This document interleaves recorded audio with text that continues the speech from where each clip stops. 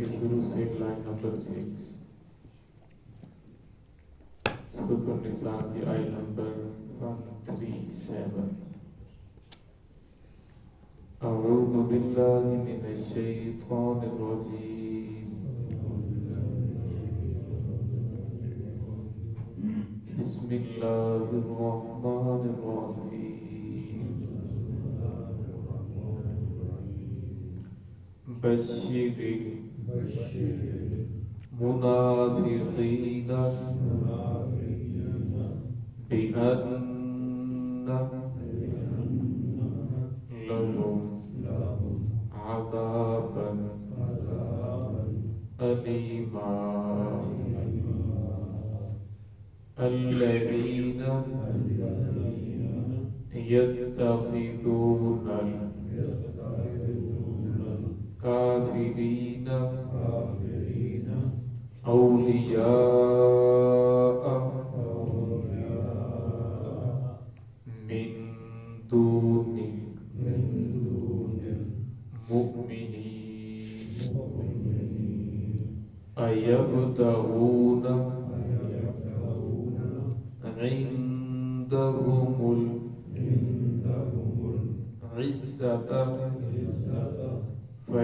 فإن العزة لله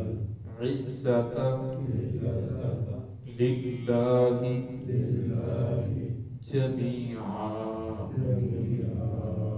وقد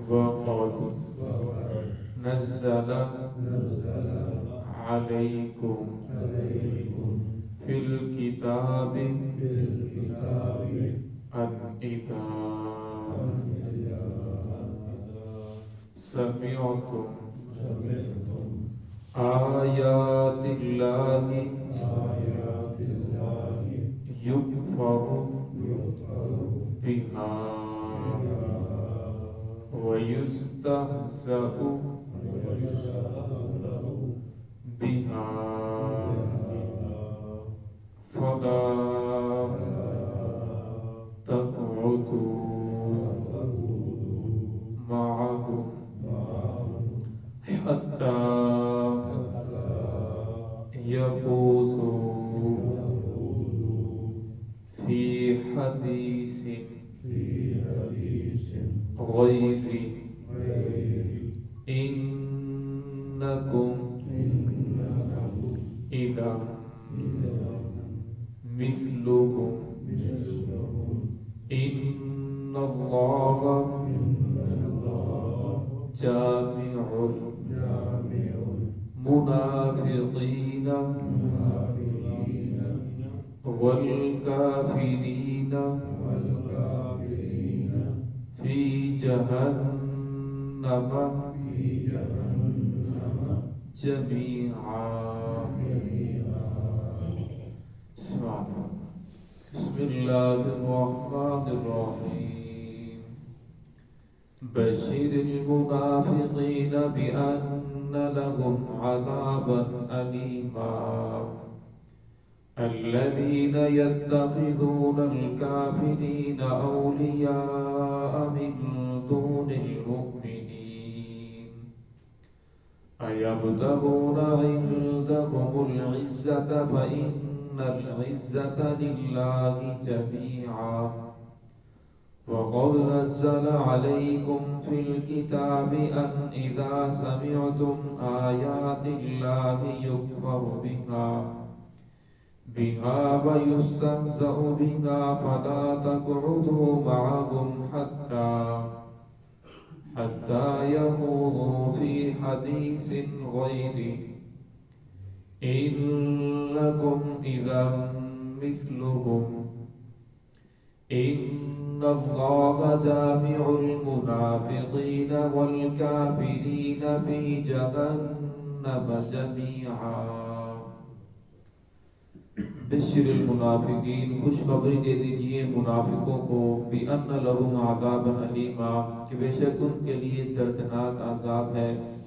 الَّذِينَ يَتَّخِذُونَ الْكَافِرِينَ وہ لوگ جو بناتے ہیں کافروں کو دوست، مِن دُونِ الْمُؤْمِنِينَ ایمان والوں کو چھوڑ کر، أَيَبْتَغُونَ عِندَهُمُ الْعِزَّةَ اور وہ تلاش کرتے ہیں ان کے پاس عزت، فإن العزة لله جميعا، بے شک عزت ساری کی ساری اللہ رب العزت کے لیے ہے۔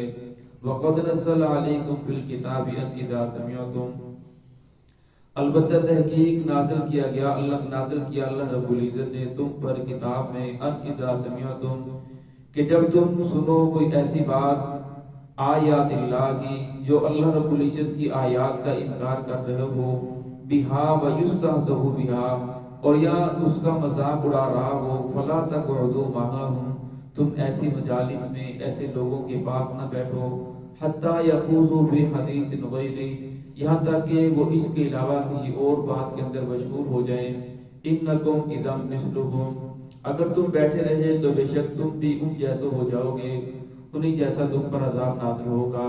ان اللہ جامع المنافقین، بے شک اللہ رب العزت جمع کرنے والے ہیں منافقوں کو اور کافروں کو، فی جہنم جمیعا، تمام کے تمام کو جہنم کے اندر جمع فرمائیں گے۔ اس پہلی آیت کے اندر اللہ رب العزت نے جو منافقین ہیں ان پر طنز کرتے ہوئے فرمایا کہ ان کو خوشخبری دے دیجیے، حالانکہ عذاب کی خوشخبری تو نہیں ہوتی بلکہ عذاب کی تو وعیدات ہوتی ہیں۔ یہ اللہ رب نے ان پر طنز کیا ہے کہ منافقوں کو خوشخبری دے دیجیے، دنیا کے اندر تو جو کردار ادا کر رہے ہیں، اور میں انہیں خوشخبری دے دیجیے، ایک وقت آئے گا اللہ رب العزت تمہیں دردناک عذاب دیں گے، دردناک عذاب کے ساتھ تمہارا واسطہ پڑے گا۔ پھر آگے اللہ رب نے فرمایا کہ وہ لوگ جو بناتے ہیں کافروں کو دوست مومنوں کو چھوڑ کر، کیوں؟ اس لیے تاکہ انہیں کچھ عزت مل جائے، کچھ مال و دولت مل جائے۔ مسلمانوں کو چھوڑ کر کافروں کو اپنا سہارا سمجھتے ہیں، مسلمانوں کو چھوڑ کر کافروں سے جا کر مدد مانگتے ہیں اور کہتے ہیں یہ کافر ہمارے حلیف ہیں، یہ ہماری مدد کریں گے، ان سے پیسہ لیتے ہیں اور انہی کا قانون چل رہا ہے، انہی کے نظام کے تحت چل رہے ہیں۔ تو اللہ رب العزت نے ارشاد فرما دیا کہ کافر جو ہے یہ مسلمان کا کبھی دوست نہیں ہو سکتا۔ کافر کو اگر آپ دوست بھی سمجھو گے تو وہ تمہارا دوست نہیں، اگر تمہارے ساتھ وعدہ بھی کر لے تو تمہارا دوست ہو نہیں سکتا۔ آپ دیکھ لیں مدینہ کے اندر رسول اللہ صلی اللہ علیہ وسلم کے تو وسلم نے کفار کے ساتھ معاہدے کیے کہ ہم آپ کے ساتھ جنگ نہیں کریں گے، آپ نے ہمارے ساتھ جنگ نہیں کرنی، اگر کوئی باہر سے دشمن ہمارے اوپر حملہ آور ہوتا ہے تو ہم مل کے ان کا مقابلہ کریں گے، اگر کوئی تمہارے اوپر ہوتا ہے تو ہم تمہارے ساتھ مل کے اس کا مقابلہ کریں گے۔ لیکن انہوں نے بظاہر وعدے کیے کہ بالکل ایسے ہی ہے، کوئی آپ کے اوپر حملہ آور ہوگا ہم ایسے ہی کریں گے، لیکن جب کوئی ایسا ہوتا تو وہ ان کے ساتھ مل جاتے، اندر سے منافقت کرتے، مسلمانوں کے ساتھ بھی رہتے، کفار کے ساتھ بھی رہتے۔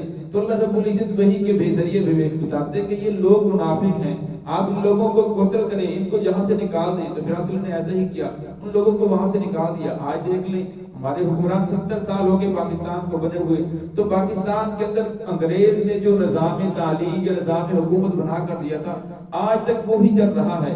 اس ملک کے اندر بڑے بڑے وہ لوگ آئے، قائد ملت بھی آئے، قائد شہید بھی آئے، اور اسی طرح امیر المؤمنین بھی آئے، لیکن وہ جو ہمارا نظام تھا وہ بدل نہیں سکا، اور ہم آج بھی انہی لوگوں سے مدد مانگ رہے ہیں، انہی کے سامنے گھٹنے ٹیک رہے ہیں، اور انہی کو اپنا حلیف سمجھ رہے ہیں، اور انہی کو مددگار سمجھا جا رہا ہے۔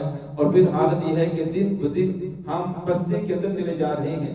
آج دیکھیں کفر سارا اکٹھا ہے لیکن مسلمان بکھرے ہوئے ہیں۔ فلسطین کے اندر دیکھ لیں، وہ مسلمانوں کے اوپر بمباری کر رہے ہیں، لیکن ہمارا بیان یہ جاتا ہے کہ ہم تو مجبور ہیں محمد رسول اللہ صلی اللہ علیہ وسلم سے ہماری شکایت نہ کرنا، ہم تو کچھ کر نہیں سکتے۔ کیوں مجبور ہیں؟ آخر کیا وجہ ہے؟ ہماری مجبوری ہر ایک کے سامنے ہے۔ پھر ہمارا حال بھی یہ ہوتا ہے کہ جو لوگ منافقت کر رہے ہیں، ان منافقوں کی وجہ، چند ٹکوں کی وجہ سے مسلمانوں کو بیچ دیتے ہیں، مسلمانوں کے اوپر بمباری ہو رہی ہے، ان چند ٹکوں کی وجہ سے پاکستان کے مفاد کو، ملک کے مفاد کو نقصان پہنچاتے ہیں، لیکن ہم بھی بار بار ان لوگوں کو لاتے ہیں، ہم بھی اس گناہ کے اندر ملوث ہیں۔ تو اللہ رب العزت نے فرمایا وہ لوگ جو کافروں کے ساتھ دوستی کرتے ہیں، کیوں؟ اس لیے مومنوں کو چھوڑتے ہیں، مومنوں کے ساتھ دوستی نہیں کرتے۔ کافروں کے دوستی کی وجہ کیا ہے؟ ایبتغون عندهم العزہ، کہ انہیں کچھ نہ کچھ عزت مل جائے، مال و دولت مل جائے، ان کی جو اقتدار ہے وہ برقرار رہے، انہیں کچھ نہ کچھ سہارا ملا رہے۔ فإن العزة لله جميعا، اللہ رب نے فرما دیا عزت تو اللہ کے پاس ہے، اللہ کے دربار میں آؤ گے تو عزت پھر ملے گی۔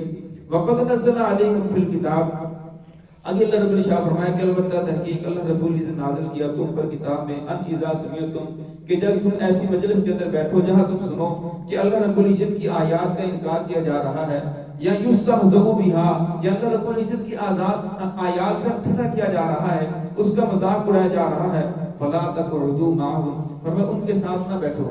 آج کل ہمارے اکثر رواج یہ ہے کہ جب قرآن پاک کی کوئی آیات ہم پڑھتے ہیں تو ہم دیکھتے ہیں کہ اس کے اندر منافقین کا تذکرہ ہے، تو کہا جاتا ہے یہ اس دور کے منافق ہیں جو رسول اللہ صلی اللہ علیہ وسلم کے زمانے میں تھے۔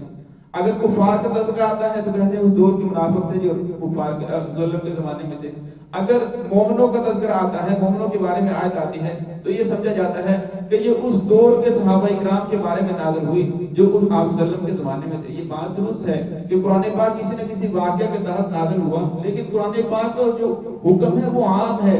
آج بھی اس زمانے کے بھی جتنے بھی مسائل ہیں وہ قرآن پاک حل کرتا ہے۔ قرآن پاک کے اندر ہر حکم موجود ہے، اگرچہ اس وقت نازل ہوا لیکن اس کا حکم عام ہے۔ آج بھی دیکھ لیں کتنے لوگ ہیں، آپ ان لوگوں کو چھوڑیں جو اس دور کے اندر قرآن پاک کا مذاق اڑاتے تھے، یہ قرآن پاک کا انکار کرتے تھے۔ آج ہم اپنے دور کے اندر دیکھیں، ایک عام آدمی اپنی نجی محفلوں کے اندر بیٹھ کر قرآن پاک کا مذاق اڑاتا ہے، قرآن پاک کا تنقید کرتا ہے۔ اس کے سامنے کوئی مسئلہ بیان کیا جائے، کہتا ہے یہ کیسا دین ہے، یہ اتنا مشکل دین ہے۔ دین تو اتنا مشکل نہیں، دین کے اندر ایسا مسئلہ کہاں سے آ گیا؟ اب وہ ماننے سے انکار کر بیٹھتا ہے۔ اور آج دیکھ لیں ہماری جو حکومتیں ہیں، اسمبلی ہے، وہ کتنی دور جب سے ہی بنی ہے وہ یہی کہتے ہیں کہ یہ نظام تو بہت پرانا ہو چکا ہے، یہ نظام نہیں چل سکتا۔ آج کے حالات کے مطابق قرآن پاک کے اصولوں کے اوپر عمل کرنا بہت مشکل ہے، یہ مشکل نہیں ہو سکتا۔ لہذا وہ یہ کہہ کر انکار کر دیتے ہیں، کہتے ہیں کہ آج ہی ہمارے ہاں یہ قانون پاس ہے کہ جو حکم قرآن پاک کا اسمبلی بیٹھے گی اگر ان کے مطابق ہوا تو عمل کرے گی۔ اگر وہ جو لوگ 300-250 جو لوگ ہیں اگر وہ کہیں گے نہیں اس کے اوپر عمل نہیں کیا جائے گا تو ان کی بات مانی جائے گی، قرآن پاک حکم کو ٹھکرا دیا جائے گا۔ تو اللہ رب نے ارشاد فرما دیا کہ قرآن پاک کا جو لوگ انکار کرتے ہیں یا قرآن پاک کا جو لوگ ٹھٹھا کرتے ہیں، مذاق اڑاتے ہیں، آج دیکھ لیں ہماری محفلوں کے اندر کیسا ہو رہا ہے کہ جو قرآن پاک کے حکم کو تو ٹھکرا دیا جاتا ہے، لیکن ایک عام آدمی بھی قرآن پاک کو ماننے کے لیے تیار نہیں ہوتا۔ وہ کہتا ہے یہ تو بات عقل کو نہیں لگتی۔ اب ہر بات عقل کو لگنا ضروری تو نہیں، جو اللہ رب نے قرآن پاک حکم نازل فرما دیا اس کے اوپر عمل کرنا ضروری ہے، چاہے وہ عقل کو لگے چاہے وہ عقل کو نہ لگے۔ تو اللہ رب نے شاہ فرمایا کہ اگر تم کسی مجلس کے اندر ایسی جگہ بیٹھے ہو جہاں اللہ رب العزت کی آیات کا لوگ انکار کرتے ہیں یا اس کا مذاق اڑا رہے ہیں یا دین کا مذاق اڑا رہے ہیں، فرمایا اگر تمہارے پاس طاقت ہے تو اس سے ہاتھ سے روک دو۔ لیکن آج اتنی طاقت تو حکومت کے پاس ہی ہے، یا کوئی حکم کا کارندہ ہو تو وہ روک سکتا ہے۔ یا فرمایا تمہارے پاس اتنی طاقت نہیں ہے تو اسے زبان سے منع کر دو کہ بھئی یہ تو کام غلط کر رہے ہو۔ لیکن آج کا دور ایسا ہے کہ تم زبان سے بھی منع کرو گے تو پھر بھی تمہارے اوپر کیچڑ اٹھایا جائے گا اور تم کسی نہ کسی ایسے فتنے کے ساتھ تمہارا واقعہ پڑ سکتا ہے۔ تو پھر فرمایا کہ تم اس مجلس سے اٹھ کر چلے جاؤ تاکہ ناراضگی کا اظہار ہو جائے کہ یہ جو تم باتیں کر رہے ہو، غیبت کے اندر، چغلی کے اندر مشغول ہو، یا جس کام کے اندر تم ملوث ہو، یہ جو کام خلاف سنت ہو رہا ہے یا جو کام دین شریعت کے خلاف ہو رہا ہے، میں اسے پسند نہیں کرتا، لہذا ایسا کام نہیں ہونا چاہیے۔ فرمایا تم اٹھ کر چلے جاؤ۔ آگے اللہ نے فرمایا انکم اذا مثلهم، اگر تم اٹھ کر نہیں جاتے، تم اس کے اندر بیٹھے رہتے ہو، فرمایا گناہ کے اندر تم بھی ملوث ہوگے۔ اگر ان پر اللہ رب العزت کا عذاب آئے گا تو پکڑ کے اندر تم بھی آ جاؤ گے۔ ان اللہ جامع المنافقین والکافرین فی جہنم جميعا، فرمایا اصل کے اندر اللہ رب العزت نے کافروں کو اور منافقوں کو جہنم کے اندر جمع کرنا ہے، ان تمام کے تمام کو جہنم کے اندر پھینکنا ہے۔ تو فرمایا تمہارے اندر اگر طاقت ہے تو تم اسے ہاتھ سے منع کر دو، اگر ہاتھ سے نہیں روک سکتے تو زبان سے منع کرو، اگر زبان سے روکنے کی بھی طاقت نہیں ہے تو پھر فرمایا کہ آپ وہاں سے اٹھ کر چلے جاؤ۔ بعض مرتبہ ایک مسئلہ حق ہوتا ہے، ایک شرعی مسئلہ ہوتا ہے، وہ بات بالکل درست ہوتی ہے، لیکن آپ کو پتا ہے کہ اگر میں نے یہاں یہ مسئلہ بیان کر دیا یا بات یہ بیان کر دی تو ایک بہت بڑا فتنہ کھڑا ہو سکتا ہے، ایک بہت بڑا شر جو ہے جنم لے سکتا ہے، جس کی وجہ سے لوگوں کے اندر اختلاف بڑھے گا، لوگوں کے اندر بغاوت پھیل جائے گی۔ تو آپ وہاں وہ مسئلہ بیان نہ کریں، آپ وہاں وہ بات بیان نہ کریں، بلکہ آپ اس مجلس سے اٹھ کر چلے جائیں تاکہ ان لوگوں کے اوپر اگر اللہ رب العزت کی پکڑ آتی ہے تو ایسا نہ ہو کہ آپ اس کے اندر ملوث ہو جائیں۔ تو اللہ رب العزت نے فرمایا قرآن پاک نزول سے لے کر قیامت تک ہے جتنی بھی انسانیت آئے گی تمام کے تمام کے لیے اللہ رب العزت نے یہ ہدایت بنا کر بھیجا ہے۔ دعا کہ اللہ رب العزت ہمیں قرآن پاک کے اوپر صحیح معنی میں عمل کرنے کی توفیق عطا فرمائے۔